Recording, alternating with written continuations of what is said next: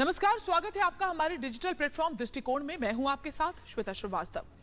आज हम बात करेंगे उस खतरे की जो एक बार फिर से डरा रहा है।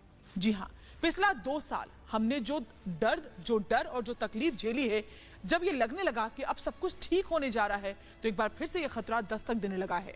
हम बात कर रहे हैं कोरोना के ओमिक्रॉन वेरिएंट के, जिसने 24 नवंबर को सबसे पहले साउथ अफ्रीका में दस्तक दी थी, लेकिन उसके बाद दिन ब दिन तेजी के साथ ये दूसरे देशों तक अपनी पैठ जमाता हुआ नजर आया।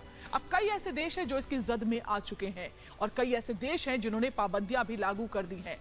लेकिन अगर हम बात करें भारत की, तो खतरे की बात यह है कि भारत में भी ओमिक्रॉन वेरिएंट के 2 मरीज मिल चुके हैं और ये दोनों ही मरीज कर्नाटक के हैं जो साउथ अफ्रीका से लौटे थे। और इसके अलावा भी कई ऐसे राज्य जहां साउथ अफ्रीका से लौटे हुए लोग, उनकी भी जो रिपोर्ट है, जो उनकी भी टेस्ट की सैंपलिंग के लिए उनकी जो सैंपल्स हैं उसे आगे भेज दिया गया है। लेकिन सबसे बड़ा सवाल यह है कि जितनी तेजी के साथ ये ओमिक्रॉन वेरिएंट फैल रहा है, अगर वक्त रहते इस पर पाबंदियां नहीं लागू की गई, अगर वक्त रहते हम एक बार फिर से नहीं संभले, कोविड प्रोटोकॉल का पालन नहीं किया मुस्तैदी के साथ, तो यह खतरा वाकई बहुत बड़ा हो सकता है, क्योंकि ये बहुत तेजी के साथ अपने आप को म्यूटेट कर रहा है। अभी लगभग 50 बार ये खुद को म्यूटेट कर चुका है और इसके अलावा ये भी खबर है कि ये 6 गुना ज्यादा तेजी के साथ फैलता है, यानी कि अपने आसपास के लोगों को बहुत तेजी से संक्रमित कर सकता है। अगर एक मरीज हो तो उससे कई मरीज संक्रमित बहुत तेजी के साथ हो सकते हैं। ऐसे में सबसे जरूरी है कि हम कोविड प्रोटोकॉल का पालन फिर से करें, क्योंकि बीच में हमने देखा है कि लोगों ने एक बार फिर से लापरवाहियां बरतनी शुरू कर दी है।